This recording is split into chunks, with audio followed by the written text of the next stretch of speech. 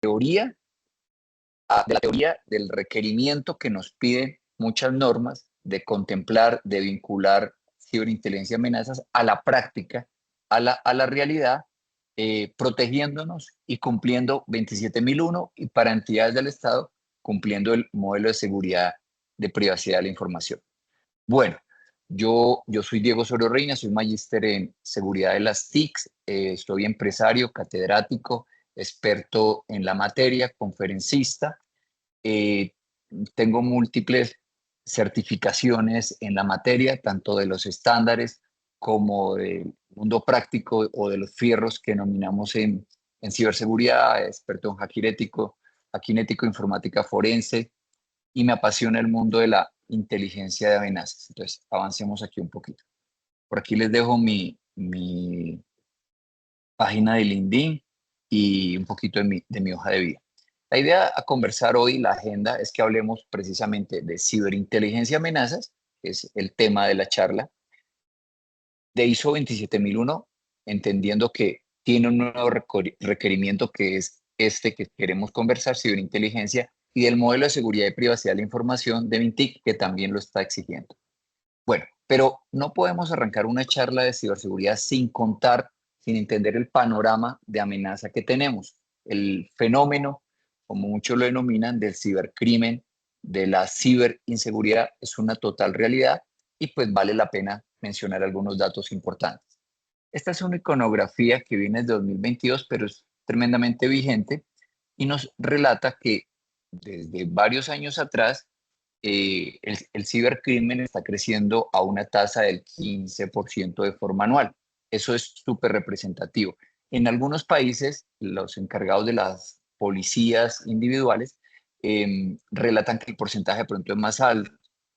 El mayor Ramírez en Colombia, en el momento que estuvo en el Centro Cibernético Policial el año pasado, me decía que incluso en el Centro Cibernético colombiano, el porcentaje de 2023 a 2024 fue un crecimiento del 60% o algo así. En España es del 30%. Bueno, en muchos países tenemos un crecimiento más agudo, pero de manera general hay una tasa donde nos indica que el cibercrimen crece al 15%. ¿Y por qué está ocurriendo esto? Pues básicamente porque el cibercrimen hoy se ha convertido en un negocio lucrativo, son mercenarios buscando dinero, es una realidad. Y en segunda instancia, porque tenemos una gigantesca adopción de tecnología que crece día con día y los criminales están aprovechando de ese uso, esa dependencia, ese hábito que tenemos el uso de la tecnología dentro de nuestra sociedad, dentro de nuestros modos vivendi de hoy día. Entonces, ¿qué tenemos? Que prontamente, para el 2030, el 90% de la población estará conectada a Internet. Tenemos que particularmente para este año 2025 vamos a tener 200 zettabytes de datos, que son muchísimo. La sociedad hoy día tiene muchísima información, bien los individuos particulares como las compañías, y en el movimiento que tenemos en la nube, la mitad está en las nubes, la mitad está todavía en las premisas. Tenemos una brecha de profesionales en ciberseguridad, hay una oferta gigante de posgrados, especializaciones, certificaciones, educación, pero a pesar de eso, seguimos con una brecha importante de profesionales en ciberseguridad que ayuden a salvaguardar las organizaciones. La estrella de la película del mundo del cibercrimen es ransomware, que se espera que para el 2031 ocurra cada 2 segundos la contaminación de una compañía, que es una cifra un poquito trae a los cabellos y que no se logra entender. Bueno, hay inversión en ciberseguridad porque aún protegiéndonos, aún teniendo las buenas prácticas, aún implementando estándares como 27001, no estamos exentos de que seamos víctimas de un ciberataque. Particularmente el año pasado, el cibercrimen ocasionó una pérdida corporativa mundial de 9.52 trillones. Esto, lo he dicho muchas veces en las charlas, representaría el tercer Producto Interno Bruto si fuese una nación, es decir, sería la tercera nación más rica del mundo, pero es un negocio ilícito. Y con estas cifras tan importantes, este negocio ilícito hoy en día es un negocio más rentable y lucrativo que la venta de drogas ilegales, que sabemos que es tremendamente lucrativo. Sigamos acá. El año pasado, quería comentarles un pequeño resumito de vulnerabilidades que traemos del año anterior, de preocupaciones. Entonces, tenemos que los cibercriminales están aprovechando mucho más de las vulnerabilidades del día cero. ¿Qué son las vulnerabilidades del día cero? Las vulnerabilidades del día cero eh, son aquellas debilidades o vulnerabilidades, errores en la programación, en la codificación de cualquier componente, Microsoft, Apple, Google, de cualquier fabricante, que son descubiertas por X individuo, pero no lo conoce el fabricante. Un investigador particular, un investigador en alguna universidad, en la Católica, en la Santo Tomás, en la Sergio Arboleda, en cualquiera de las que yo trabajo, que encuentre una vulnerabilidad, pero decide no reportarla al fabricante. Existe en el mundo algo que se llaman los brokers de vulnerabilidades. Alguien me la puede comprar y se la puede vender a un grupo cibercriminal. Resulta que esto viene de tiempo atrás, no es que sea nuevo, pero los criminales ahora se están aprovechando mucho más de las vulnerabilidades del día cero. En algún momento esa vulnerabilidad que no la conoce Microsoft, por ejemplo, será de conocimiento de ellos y correrán, dependiendo lo crítico, a remendarla y a liberar el parche dentro del proceso típico de parcheado que todos conocemos. Pues, lo que ocurre ahora es que los ciberatacantes están mucho más despiertos, más inmediatos en poder entender que hay una vulnerabilidad, construir el malware, construir un código malicioso y aprovecharse. Antes se demoraban, ahora están mucho más diligentes y son mucho más rápidos y logran obtener mayor beneficio. Porque mientras que Microsoft se entera del parche y lo remienda, se entera de la vulnerabilidad, libera el parche y lo remienda, pues se demora un poquito. Estamos en un entorno geopolítico sin lugar a dudas complejo. Todos sabemos que tenemos varias guerras ocurriéndose simultáneamente en el planeta, tenemos ideologías en contra, tenemos unas ideologías políticas particulares en Occidente, tenemos una ideología en Europa diferente que no coincide. Bueno, hay unas riñas ideológicas políticas y tenemos un entorno de conflicto geopolítico que ayuda a patrocinar grupos criminales o grupos de ciberhacking patrocinados por los gobiernos, algunos con intención solo de espiar, algunos con intenciones sí de abusar y de robar dinero. Recientemente se acusó, Norcorea comunista tiene un grupo cibercriminal denominado Lazarus y recientemente se le acaba de acusar de un robo de una cantidad de criptomonedas gigante y tenemos este entorno geopolítico. Entonces, hay ataques respaldados por las naciones.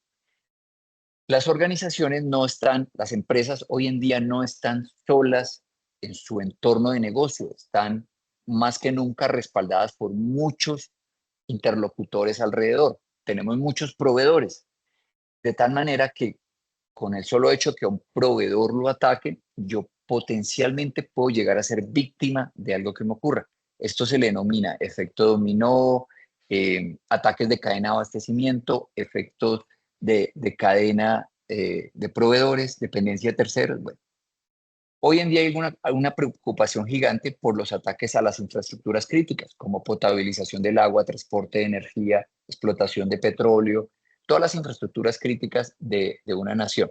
Y eso está ocurriendo. Ya han habido varios ataques tratando de envenenar los acueductos de varios países, generando indisponibilidades, apagado la infraestructura de muchas instalaciones de infraestructura crítica, de tal manera que esto es una preocupación. Y para nadie es un secreto que estamos en plena era del uso real, accionable de la inteligencia artificial y en ciberseguridad la están usando los criminales la estamos usando las del lado del bien para intentar defendernos de esto. Finalmente, también algo muy respaldado al tema geopolítico es que hay espionaje digital. Bueno, avancemos con esto que les estoy contando. Rápidamente les quiero contar algunos ataques que ocurrieron el año anterior pues para mostrarles que estamos viviendo un fenómeno de ciberinseguridad. En Estados Unidos fue atacado la mayor entidad financiera que presta para adquisición de casas, de vivienda, esto fue un ransomware y tuvo un costo de recuperación de la indisponibilidad y del apagado de su infraestructura de $26 millones. Hay una empresa tecnológica americana que, como mucha empresa tecnológica, Microsoft, Apple, Google, tiene vulnerabilidades y los criminales se aprovecharon de esas vulnerabilidades, de ese fabricante tecnológico, y lograron atacar múltiples infraestructuras de gobierno, telecomunicaciones en Estados Unidos y en Europa. Hay un grupo cibercriminal patrocinado chino que está atacando infraestructura crítica, como les contaba, de pronto potabilización de agua, transporte de energía, eh, elementos críticos de la operación de una sociedad hoy día. Tenemos ataques continuos a las infraestructuras de salud. Particularmente, vengo a contarles que han habido ataques, o el año pasado ocurrieron ataques a cadenas de hospitales o entidades de salud en Estados Unidos. Esto fue ransomware en Australia y en Reino Unido. Particularmente, desafortunadamente, las entidades de salud por X o Y situación tienen condiciones débiles y son frecuentemente atacadas. Bueno, hubo un ataque súper importante a un componente tecnológico que permitió que se hicieran públicos una cantidad de datos de Banco Santander en Estados Unidos, AT&T, Ticketmaster. Incluso esta semana estaba la noticia de que uno de los creadores de este malware canadiense fue extraditado a Estados Unidos y estaba en pleno juicio. Bueno, tenemos también ataques relevantes como el secuestro completo de una ciudad, la ciudad de Columbus en Estados Unidos, por un ransomware, apagando toda la infraestructura de gobierno, administración de la ciudad. El puerto de Seattle en Estados Unidos, con las implicaciones que esto tiene, también fue víctima de un ransomware. En Colombia no nos quedamos atrás y en Colombia tuvimos un ataque en el 2024 de ransomware a la empresa de servicios públicos AirE en la costa. En Cali también fue víctima de un ransomware. Y quería mencionarles que Colombia está dentro de los rankings de los estudios de ciberseguridad como uno de los países con mayor volumen de ataques. En Latinoamérica, Brasil tuvo un banco de Brasil tuvo una filtración de información debido a personal interno que colaboró para que ciberdelincuentes plantaran o alteraran la operación del software bancario. Imagínense eso tan crítico, y se materializó una pérdida gigante de dinero. En México, una empresa de retail se afectó con un ransomware que se llama Lockbit, famosísimo. La interrupción tuvo una extensión de 3 meses. Perú tuvo una filtración de datos de una entidad financiera. Argentina tuvo un ransomware en el Ministerio de Salud. Chile tuvo un ataque a una universidad. Bueno, lo que quiero contarles es que el fenómeno del cibercrimen es una realidad. Tenemos ataques internacionales, latinoamericanos y locales, no somos exentos. Venimos con la sombra de lo que nos pasó en el 2023 con IFX, con el ciberataque que repercutió en más de 100 organismos de gobierno en Colombia, dejándonos 2 semanas sin administración de justicia. Bueno, y dicho esto, la aseguradora Allianz tiene un barómetro de riesgo corporativo, y el riesgo corporativo para el 2025 pronostica que la mayor preocupación de una organización hoy día debe ser los ciberincidentes, con un 38%. Esto no es nuevo, los ciberincidentes vienen rankeando como la primera preocupación de riesgo corporativo desde años atrás. Y dentro de esa preocupación de ciberincidentes, las violaciones de datos, las brechas de información, ocupan alrededor de un 60%. El último pedacito de datos importantes para entender el fenómeno de ciberseguridad es esta gráfica que me parece muy interesante, y básicamente es la composición del uso de lucro de criptomonedas en actividades ilícitas. Aquí en este mapita, en esta gráfica de barras, está los porcentajes de diferentes tipos de crímenes que están utilizando las criptomonedas como recepción de dinero de su actividad ilícita.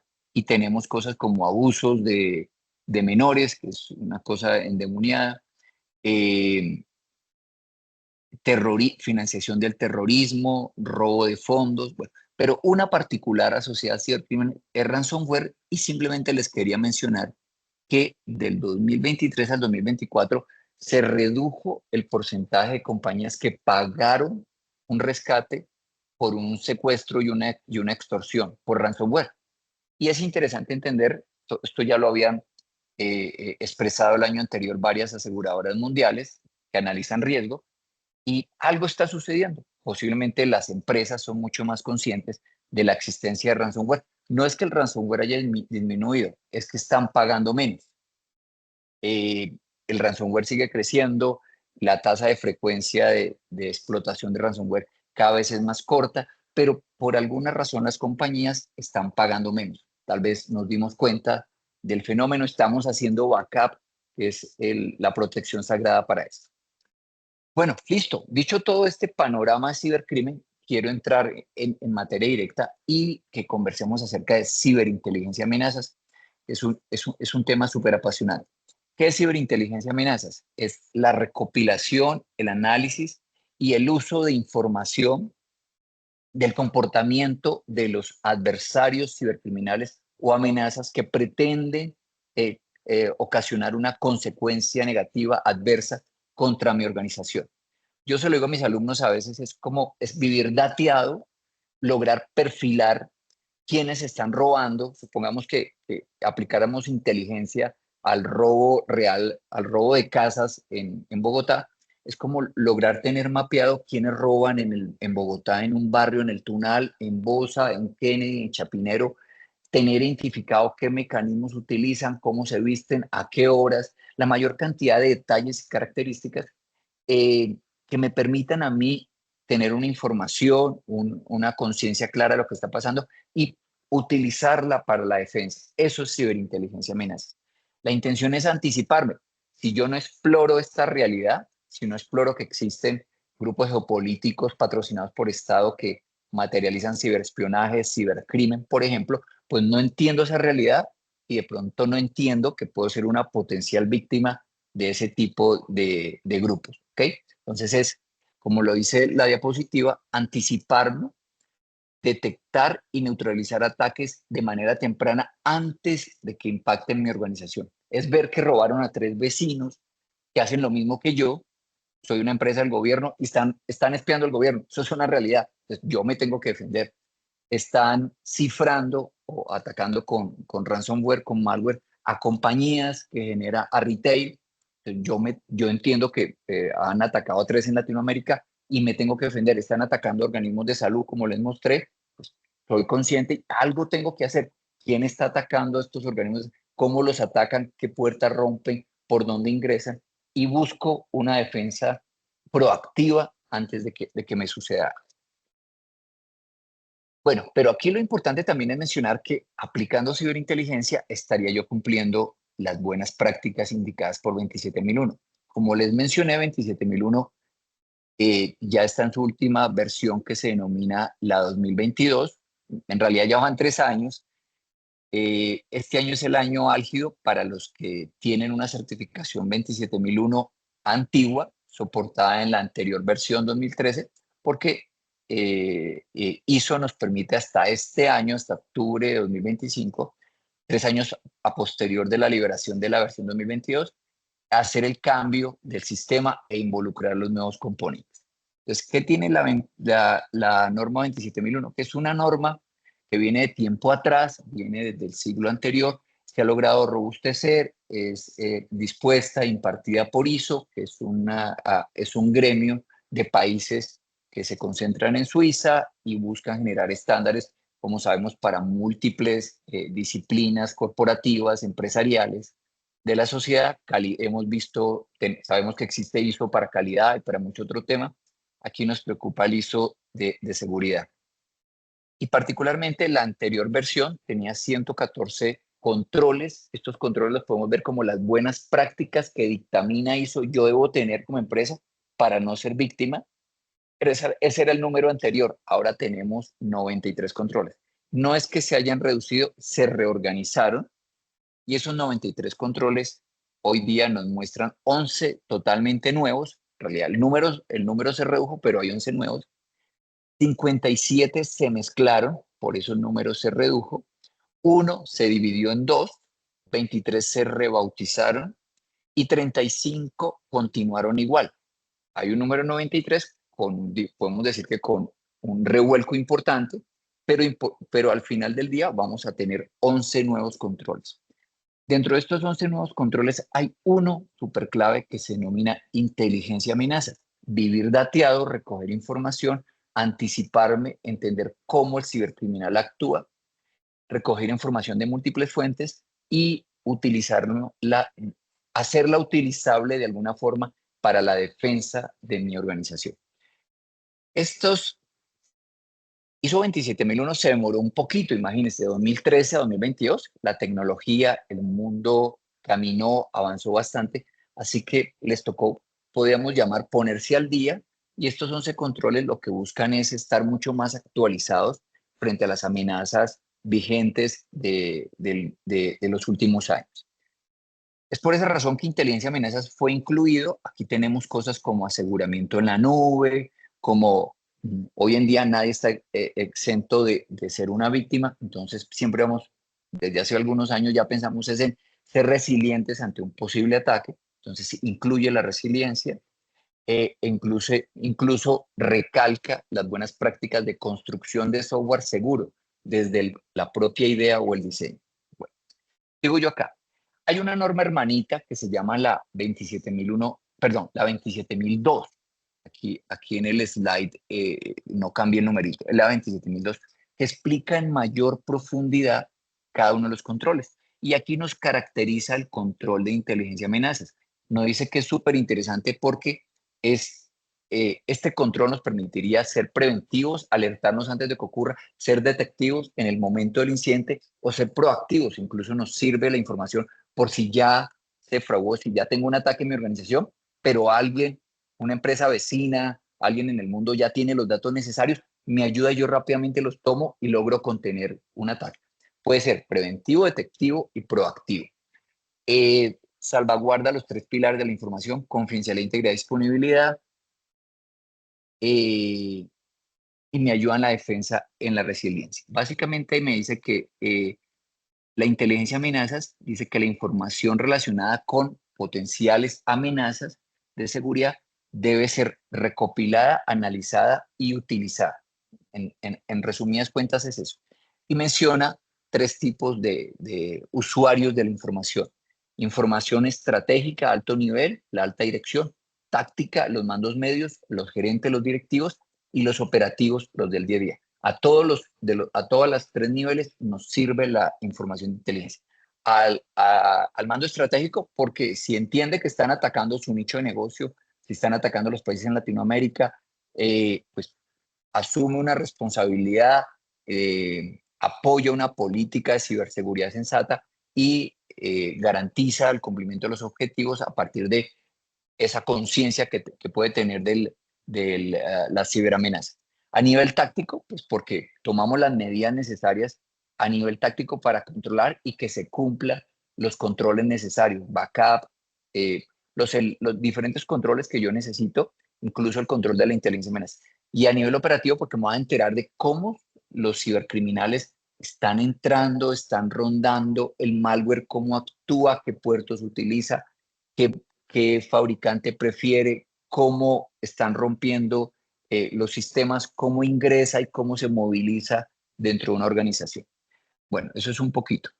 También traigo aquí dos diapositivas del modelo de seguridad y privacidad de Mintic, que si estoy en lo correcto, estuvo listo en diciembre, lo liberaron para comentarios y el plazo para comentarios era 15 de marzo. Entonces, bien, esta semana o la siguiente, o las siguientes, ya debe salir pública la versión ratificada del modelo de seguridad y privacidad soportado en 27001-2022, incluyendo como control la inteligencia amenaza. Lo pueden descargar, lo pueden revisar.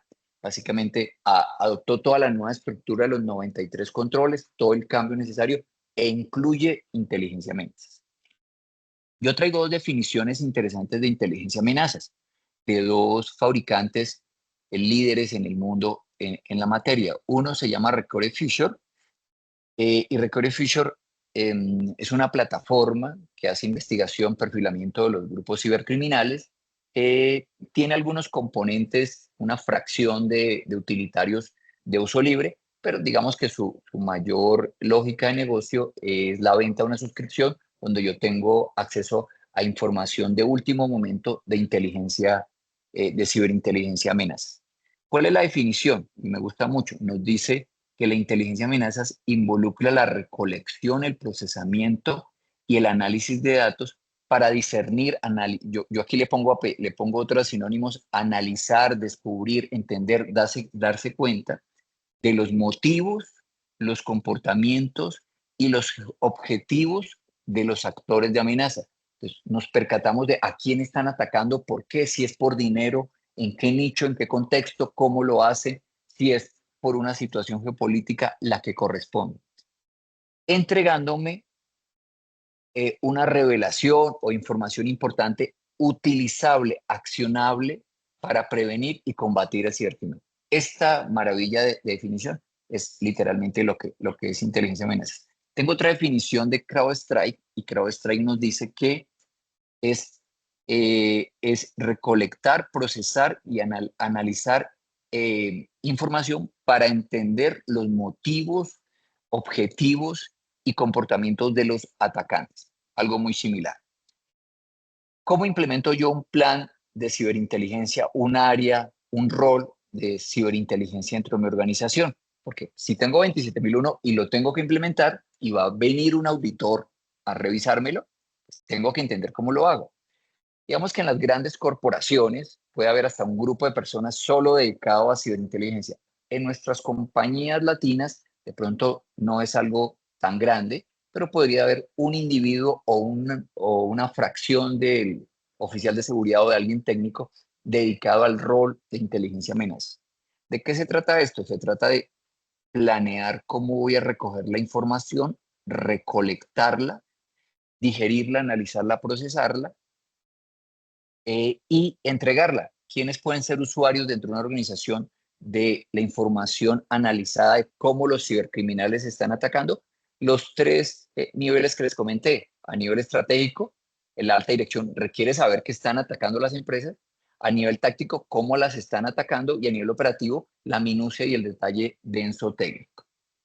Bueno, aquí algo interesante es de dónde yo puedo recolectar información. ¿De dónde se recolecta información para decir que yo sí estoy recolectando información de inteligencia amenazas? Tenemos múltiples fuentes y algunas de ellas son la dark web, por ejemplo. En la dark web hay información, foros de cibercriminales que podrían suministrarme datos relevantes de qué está ocurriendo. También recogemos información de fuentes abiertas como redes sociales, noticias, medios, etcétera.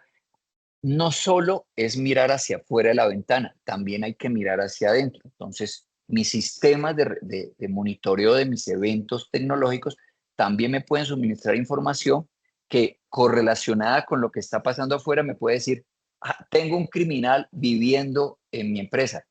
Esos comportamientos que está usted viendo de continuos bloqueos, de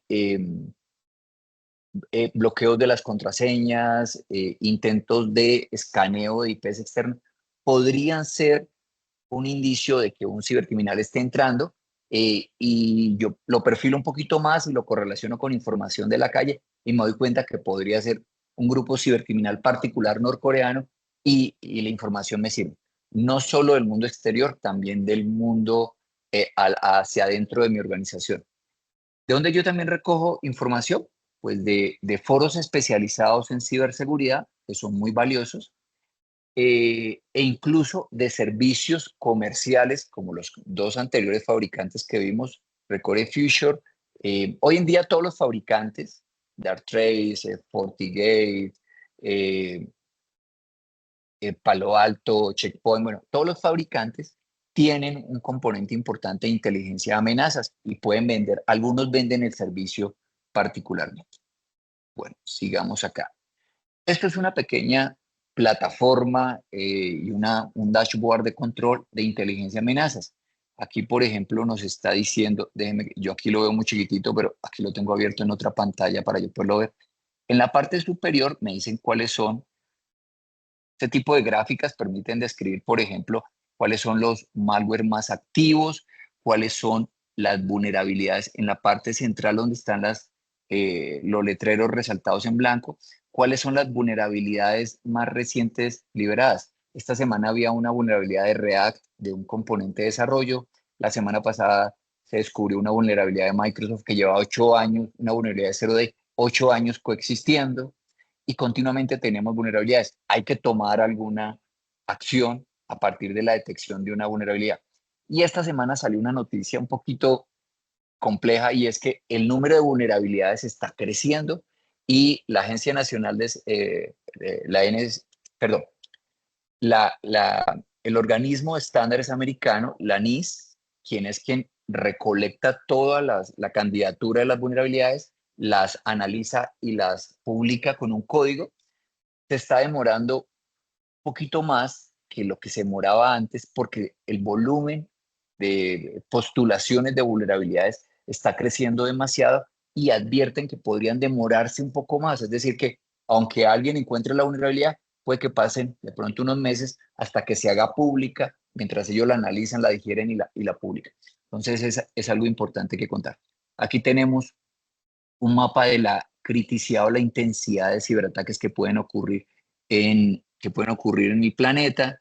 Eh, la, la tortica que está en la parte izquierda podría ser el perfilamiento de grupos cibercriminales en campo atacando. Bueno, ¿qué más yo tengo aquí?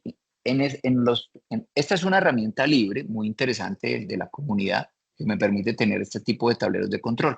Y en este tipo de tableros de control, aquí solo estoy utilizando, por ejemplo, información de fuentes de inteligencia libre. Busqué por ubicación, busqué por Colombia y me resalta que en Colombia están ocurriendo ataques en los últimos meses, que particularmente hay un ataque, perdón, yo subo aquí, que viene de 2018 y es que hay un grupo de ciberespionaje que está atacando a gobierno, de pronto también a entidades financieras, petróleo, pero más que todo a gobierno y lo está espiando. No le roba dinero, espía. ¿Quién es el autor intelectual? Lo desconocemos, pero conocemos en este momento, ya tenemos, tenemos un sobrenombre para el autor material. Se llama el APTC-36 o también es conocido como Águila Ciega o Blind Eagle. Nos dice que yo conozco de antemano que está ocurriendo desde 2018, pero en este perfilamiento de los últimos meses de Colombia me dice que ocurrió en diciembre. E incluso que el ransomware Medusa estaba ocurriendo en Colombia y varios ciberataques en noticias mundiales habían alcanzado a afectar a Colombia.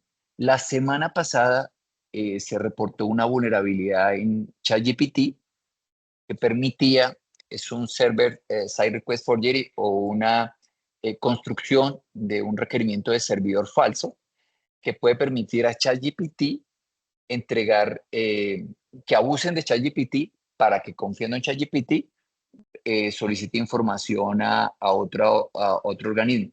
Pero resulta que, digamos que a un usuario final no nos afecta, pero si, por ejemplo, una entidad del Estado tiene un chatbot y está integrado dentro del chatbot la inteligencia artificial de ChatGPT, yo podría manipularlo y podría acceder a información de servidores de esa entidad.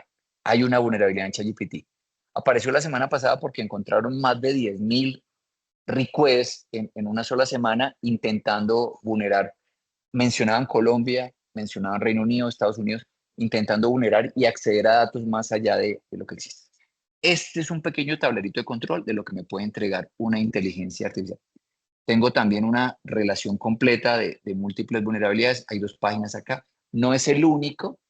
Este que tengo acá se llama OpenCTI, Open Cyber Threat Intelligence, una compañía francesa que está incursionando a nivel mundial y tiene un proyecto de software libre, este particular de la comunidad, que se llama Cyber Threat Intelligence Open o abierta, y es bien interesante. Hay múltiples fuentes, cada fabricante puede tener una. Hay una muy conocida que se llama Open Threat Exchange o intercambio abierto de amenazas del antiguo fabricante Alien Ball, hoy en día se llama Level Blue o AT&T. AT&T compró esa compañía y podemos ver ahí también múltiples reportes de novedades y amenazas diarias. Para entender esto un poquito, yo les quiero hablar de una matriz muy relevante que se llama Mitre Attack. Entonces, hay un organismo sin ánimo de lucro que se llama Mitre, tiene un proyecto, tiene muchos, pero un proyecto se llama Attack y es un mapa o una matriz de observabilidad del cibercrimen. Esto que están viendo ustedes acá es un pequeño mapa, en realidad no es pequeño, es grande, es una matriz, un mapa de todos los comportamientos de los criminales tipificados como técnicas y puestos en esta matriz. Es decir, en esta, de un solo vistazo, matriz que ustedes están viendo, condensa todas las posibles acciones técnicas cibercriminales que están utilizando los criminales electrónicos hoy día. Hay más o menos 200 técnicas y yo puedo desglosar lo que está en grisecito oscuro, se desglosa, hay más de 400 subtécnicas. ¿Y cómo se expresa? Cada columna es una meta parcial del criminal que va de izquierda a derecha hasta en la última columna derecha cometer su objetivo final. Su objetivo final puede ser cifrar, puede ser extorsionar, secuestrar, espiar, robar información de cuentas bancarias, abusar, etcétera, sabotear, lo que sea.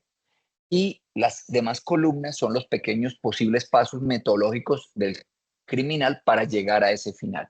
Está el acceso inicial, está la ejecución de malware. Hoy en día, sin malware, sin código malicioso, no opera un grupo cibercriminal.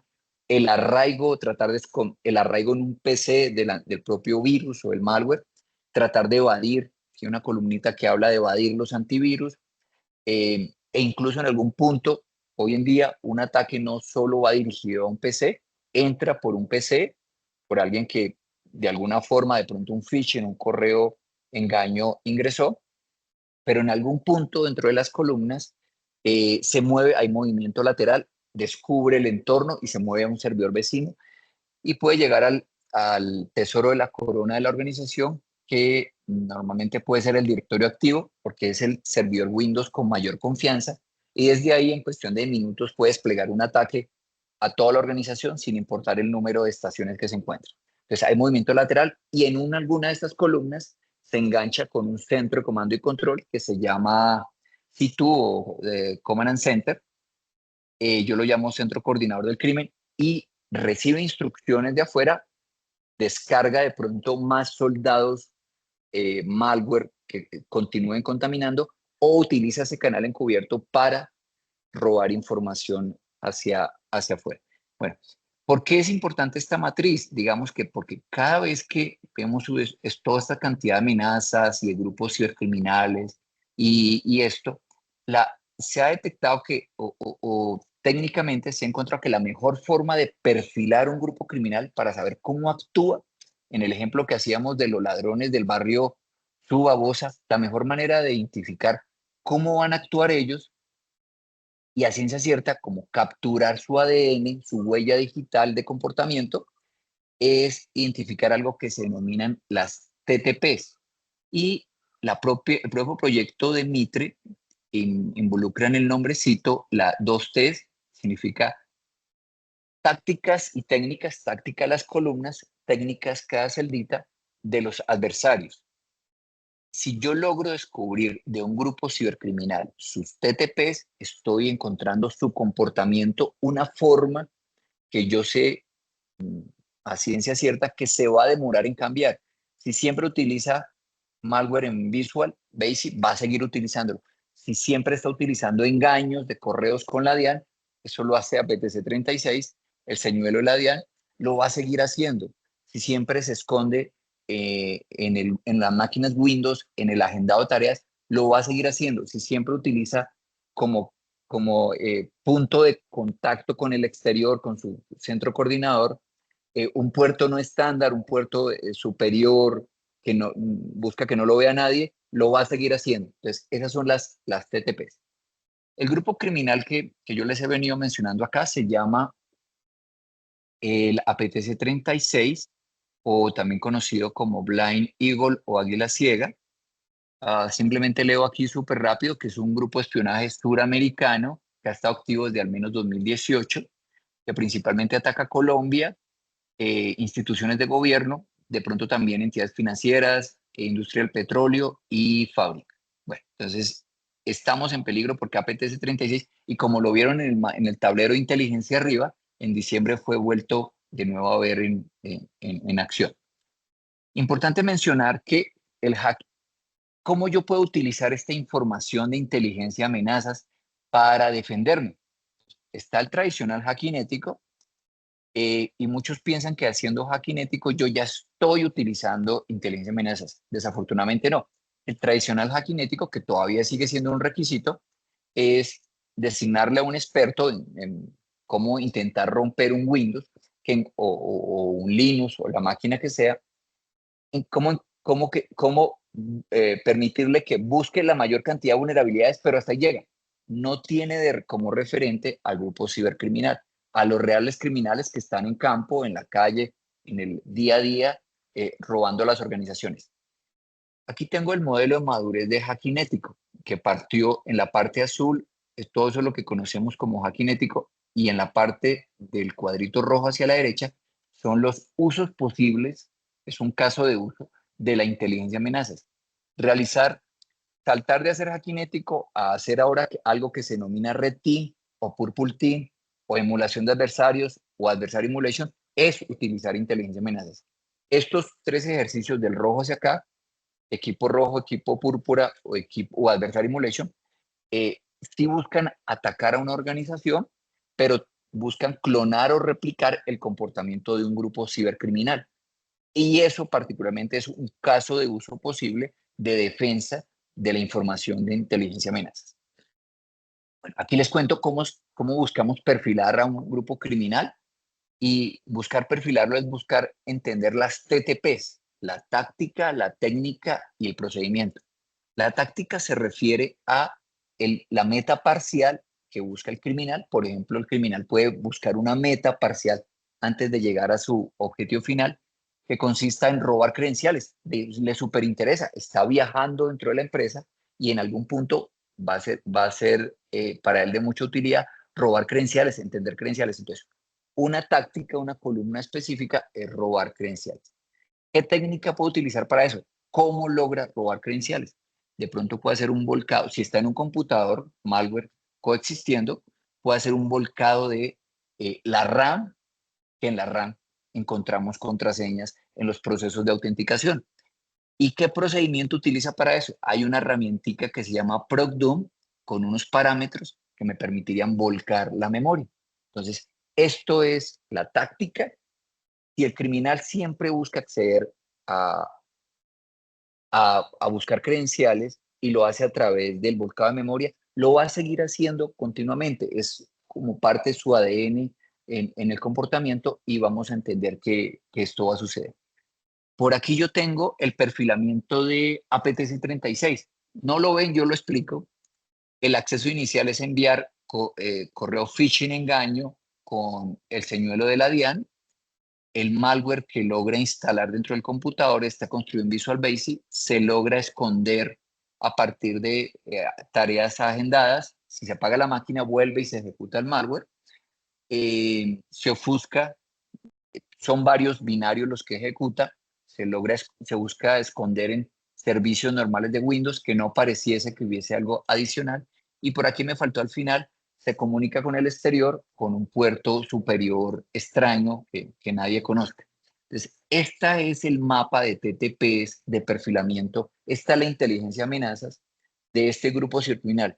Si yo ya sé que este grupo se comporta así y que ha estado robando entidades de gobierno, pues, y yo soy una entidad de gobierno que no ha sido víctima todavía, puedo utilizar esta información de forma maravillosa para defenderme.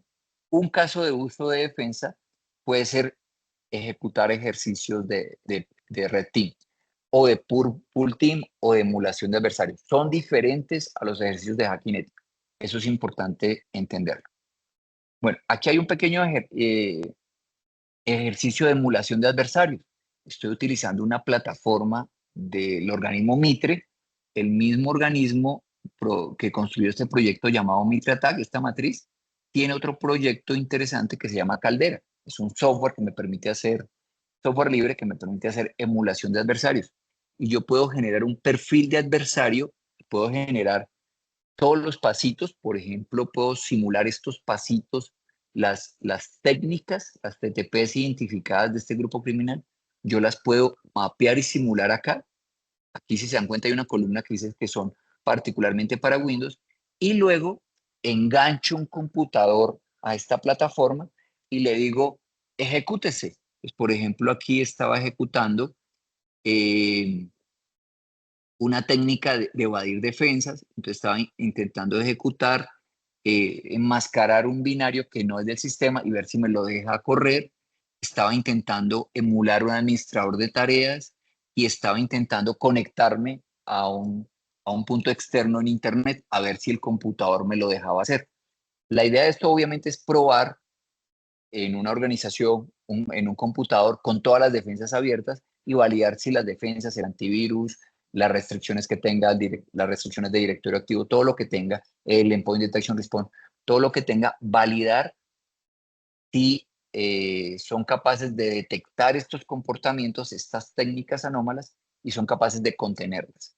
Esta herramientica me permite hacer esa simulación y aquí está la operación. Una vez se ejecuta, de pronto una técnica sí la bloquea el antivirus, me pone la herramienta super visual, me muestra en rojito que no fue capaz de ejecutar una acción, me muestra en verdecito que sí pudo ejecutar una simulación del administrador de tareas y que sí pudo instalar un PowerShell, por ejemplo, y uno tiene un resultado, una técnica en amarillo. Toda pudo ejecutar alguna cosa, otra pudo estar restringida.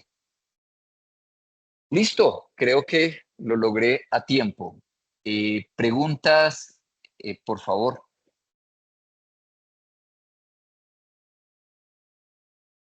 Diego, muchas Queda, gracias por tu presentación. quedaste a un Bueno, minuto, Dieguito. Justo a estaba, tiempo. estaba medido. Para todas las personas que están aquí, no sé si tienen preguntas y si no las quieran dejar en el chat. Por acá nos pregunta Natalia Sanabria. Buenos días. ¿Recomendaciones de estudio para la matriz de Mitre? No sé si... Recomendaciones de estudio, claro. Mitre es un proyecto, Mitre en realidad es el organismo. El proyecto que estamos estudiando o que yo les estoy mencionando, que por cierto se ha convertido, esta matriz se ha convertido en un estándar por de facto, es decir, todos los fabricantes las hablan. Si FortiGate quiere hablar de que realmente está protegiendo con sus firewall un perímetro, tiene que acudir a mencionar las técnicas. Cualquier fabricante, un antivirus, Kaspersky, Darktrace, cualquier fabricante, si quiere mencionar que está haciendo las cosas correctamente, de alguna manera tiene que tener como referencia la matriz ATT&CK del organismo Mitre. Dentro del propio sitio de Mitre Attack, ustedes van a encontrar en la parte superior algo que se llama Resource o recursos. Y ahí en recursos hay varios cursos completos, gratuitos, abiertos, de ciberinteligencia amenazas utilizando Mitre. Y es un recurso muy interesante al cual pueden acudir.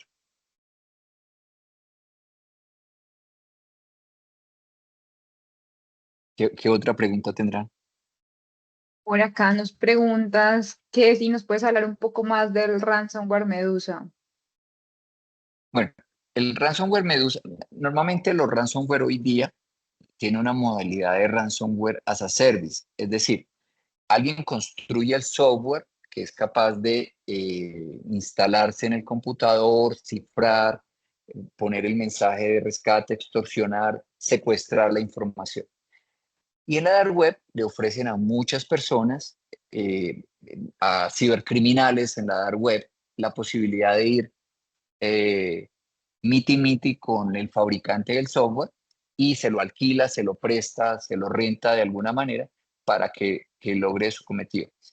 Esta semana hay una noticia de un nuevo ransomware que está atacando solo empresas grandes, y los ransom o los rescates que están pidiendo son alrededor de $500,000, y le pide al criminal que abone $5,000 para que le alquilen la herramienta, y que luego, cuando logre lucrarse con de pronto un rescate, una extorsión de $500,000, se quede con el 80% y le pague el 20% al fabricante. Es un poquito este modelo. La particularidad es que hoy en día el malware que logra contaminar el computador, logra tomar acción, cifrarlo, etcétera, cada vez es más sofisticado. Realmente el cifrado es complejo, es un cifrado fuerte, y logra su cometido, extorsionarlo. Y complementariamente puede que exista una página en la dark web donde si yo no quiero pagar la extorsión, publican mi información con las repercusiones que esto tenga, reputación, sanciones, etcétera, que son un segundo mecanismo de extorsión para obligarme a pagar. Funciona un poquito igual que eso, pero Medusa se ha visto en los últimos meses en Latinoamérica, en Brasil representativamente, en Colombia, cifrando computadores de víctimas. Muchas gracias, Diego, por tu explicación. Por acá, y otra pregunta que nos hacen en relación a cómo manejar dentro de las empresas o dentro de las compañías el tema de uso de inteligencia artificial, como ejemplo ChatGPT, y cómo proteger Bueno, esos datos empresariales. pues ahí está el famoso dilema. Yo le pregunté a ChatGPT, literalmente, porque ¿a quién acudo para preguntarle a ChatGPT si es capaz de revelar mi información? Le pregunté a ChatGPT.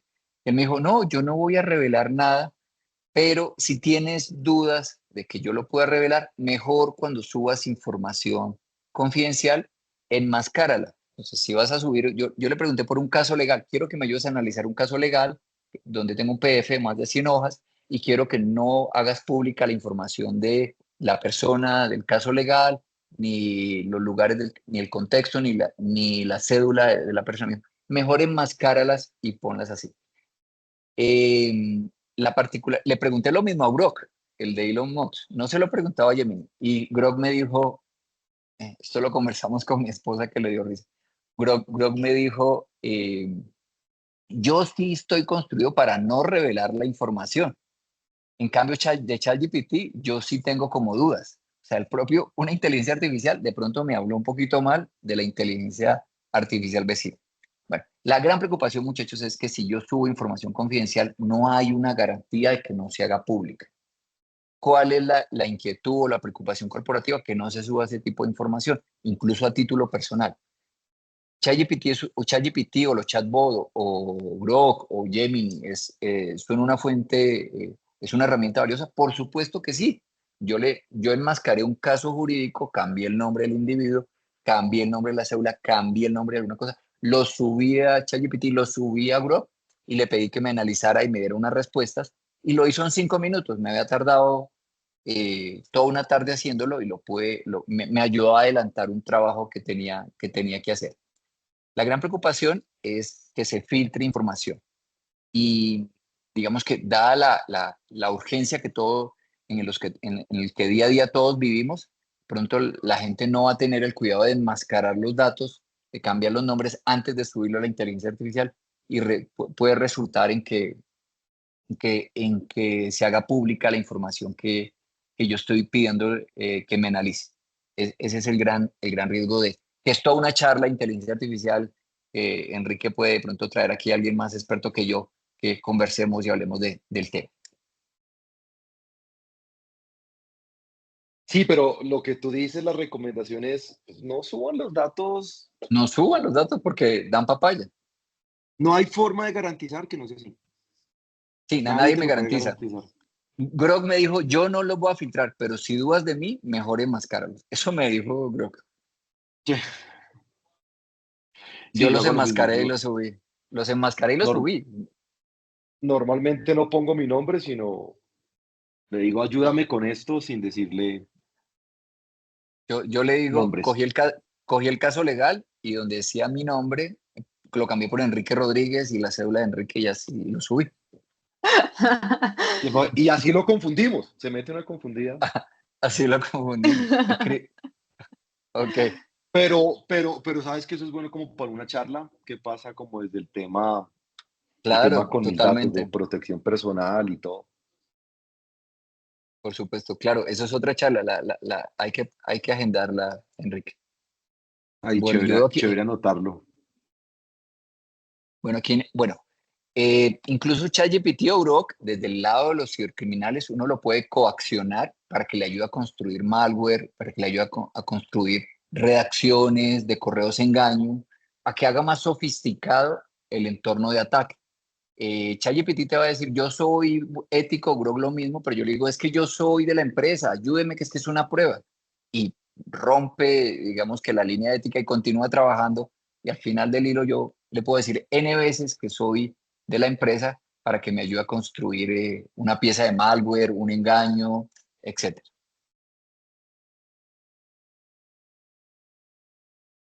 Ahí había Aquí- una pregunta sobre Medusa, esa estaba viendo.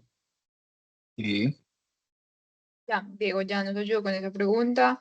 Por acá veo otra. Nos preguntan Ah, cómo sí, evitar sí. procesos maliciosos anclados a imágenes enviadas por correo o redes sociales de uso empresarial.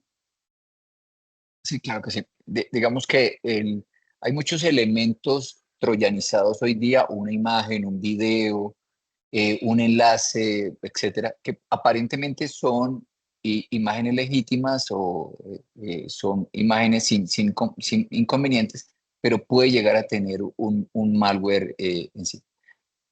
El único mecanismo para hacer esto es escanear de alguna manera todas las imágenes que vienen en los correos, digamos que Office 365, que son los líderes hoy día, o Google Workspace, hacen un buen trabajo, pero si yo quiero un trabajo mucho más real, profundo, que escanee todas las imágenes, Office 365, por ejemplo, se va a un esquema de licenciamiento que es muy costoso, al último, que sí sería capaz de escanear todos los componentes.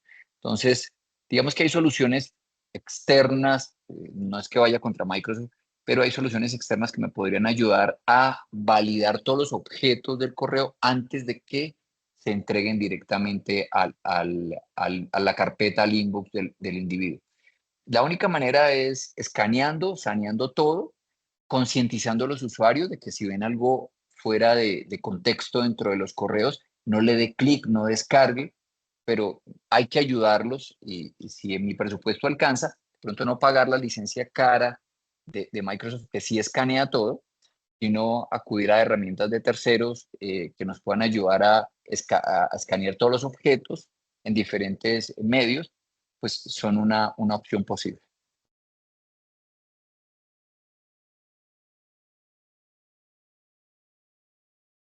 Laura, Aquí pregunta, Laura, sí. sí, dice, ¿Uazú es bueno? Sí, Ese es open source, ¿no? sí, Wasu es bueno, es open source, es bueno, sí, muy bueno, es súper recomendado. OSEC, Wasu, bueno, hay varios componentes que se instalan en el computador, buscan anomalías, intentan chequear cosas que no son correctas e incluso pueden enviar la información a un centro de recolección como un CIEM o algo así. Creo que aquí hay varios de mis alumnos de la universidad, Enrique, todos dicen profesor. Profe. Tenemos toda audiencia, Diego.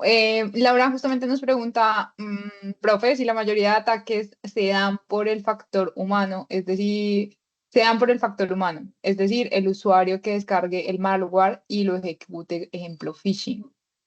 No solo eso es un punto de entrada, Laura. Otro podría ser que yo publique servicios y los publique débiles, con vulnerabilidades, y alguien se aproveche de una página web, un puerto de compartir archivos, un puerto del protocolo de compartir archivos, un puerto de conexión remota, un SSH, un puerto de escritorio remoto.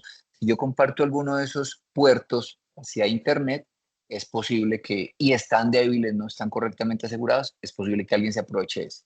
No es la 21 forma, Laura, que podría ocurrir. No solo phishing, no solo engaño, también puede ser debilidades de exposición como la que te estoy mencionando. Y son frecuentes también que ocurren. Perfecto. Creo que logramos abarcar todas las preguntas. Diego, muchísimas gracias por el espacio, por darnos tu conocimiento, por darnos parte de tu conocimiento. Queremos agradecer a toda la audiencia haber estado acompañándonos en esta sesión. Gracias por estos 12 minutos adicionales que hemos tomado de su tiempo. Estaremos compartiendo la grabación de esta sesión para que la puedan visualizar posteriormente. Muchas gracias a todos por su tiempo. Muchísimas A gracias. todos, Buen día. Diego, nuevamente muchas gracias de verdad por siempre tu ayuda Gracias. y Gracias, compartir Enrique. el conocimiento con nosotros.